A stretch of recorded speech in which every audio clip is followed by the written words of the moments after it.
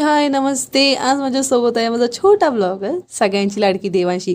डिस्क्रिप्शनमध्ये तिचं Instagram I D दिला आहे, तर तुम्ही तिला तिथेही फॉलो करू शकतात. तर आज मी आले आहे डॉकयार्ड रोडजवळ माझगावच्या अरुंद गलीत लपलेल्या कांगकुम मंदिराला भेट द्यायला. असं म्हणतात की इथे येऊन तुम्ही तुमचं भविष्य जाणून घेऊ शकतात. हे मंदिर सुमारे 150 वर्षांहून अधिक जुने आहे.